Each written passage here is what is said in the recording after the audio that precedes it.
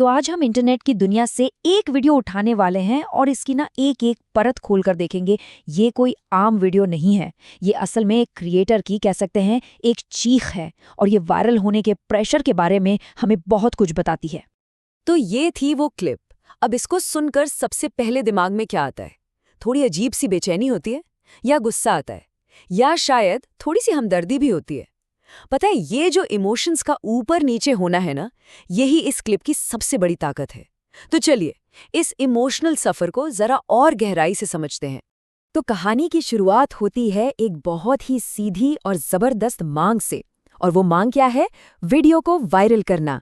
देखिए, आज के ज़माने में ना एक क्रिएटर के लिए वायरल होना सिर्फ फेमस होना नहीं होता, ये एक तरह का वैलिडेशन है, पैसे कमाने का जरिया है, और कभी कभी तो लगता है कि यही सपनों को पूरा करने का इकलौता रास्ता है। एक बात पे गौर कीजिएगा, ये कोई रिक्वेस्ट नहीं है, कोई गुजारिश नहीं है, ये तो सीधा सीधा एक ऑर्डर है, एक हुक्म है। वीडियो हमारी वायरल करो। इस लाइन में जो जिद है ना, वो जुनून सा लगता है। और ये आता कहाँ से है? ये उस फ्रस्ट्रेशन से आता है जब एक क्रिएटर को लगता है कि यार इतनी मेहनत कर रहे हैं पर कोई देख ही नहीं रहा, जैसे एक भीड़ में अकेले ही चिल्ला रहे हों। और ये जो वायरल करो शब्द बार बार बोला जा रहा है, ये कोई गलती से नहीं हो रहा, ये असल में एक ट्रिक है। सोचिए, जब कोई एक ही बात को लगातार दोहराता है तो क्या होता है? वो बात दिमाग में बैठ जाती है ना। भले ही हमें सुनकर थोड़ी चिढ़ हो, पर ध्यान तो जाता ही है। ये अटेंशन पाने की एक कह सकते हैं डेस्परेट कोशिश है। अच्छा, तो जब ऑर्डर देने से, हुक्म चलाने से काम नहीं बना, तो फिर अगला कदम क्या होता है? क्रिएटर को ये समझ आ जाता है कि भाई जोर जबरदस्ती से तो कुछ नहीं होने वाला, तो अब वो अपना तरीका बदलते हैं। अब बारी आती है इमोशनल अपील की, इमोशनल कार्ड खेलने की, एक ऐसी कोशिश जो सीधा दिल को छुए। तो सबसे पहला दाव गिल्ट ट्रिप कराना। रोने पे क्यों मजबूर करते हो? ये लाइन सीधी सीधी जिम्मेदारी देखने वाले पर डाल देती है। मतलब, मेरी इस हालत की जिम्मेदार आप लोग हो। देखिए, गिल्ट ना एक बहुत पावरफुल इमोशन होता है, और यहाँ क्रिएटर उसी का इस्तेमाल कर रहा है अटेंशन खींचने के लिए। और फिर बात और भी सीरियस हो जाती है। सपनों को चकनाचूर करते हो। यहाँ सिर्फ तोड़ना नहीं कहा, चकनाचूर कहा है। इस शब्द में एक तरह की वायलेंस है। सोचिए, जैसे कोई कांच का सपना हो और उस पर किसी ने जोर से हथौड़ा मार दिया हो, टुकड़े टुकड़े।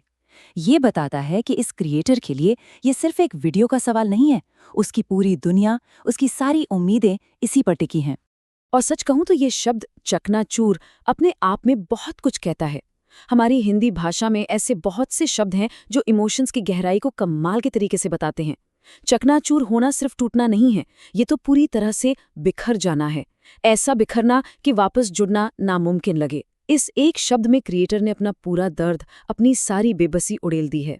लेकिन सोचिए जरा, जब इमोशनल अपील भी फेल हो जाए तो, जब गिल्ट ट्रिप कराने से भी कोई फायदा न हो, तब जो फ्रस्ट्रेशन है वो एक बिल्कुल नए और ज्यादा खतरनाक लेवल पर पहुंच जाती है। अब शुरू होता है सीधा टकराव। अब रिक्वेस्ट खत्म और प्रोवोकेशन शुरू।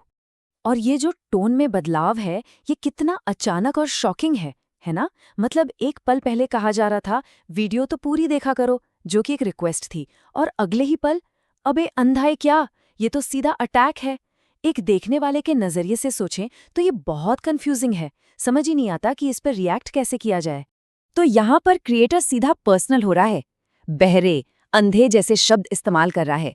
ये एक तरह से उस खामोशी की दीवार को तोड़ने की कोशिश है जो उसे देखने वालों की तरफ से महसूस हो रही है। पर सवाल तो यही है कि क्या ये तरीका काम करता है? क्या किसी को भला बुरा कहकर कोई अपना वीडियो देखने के लिए राजी कर सकता है? या फिर ऐसा करके वो अपने दर्शक को हमेशा के लिए खो देगा?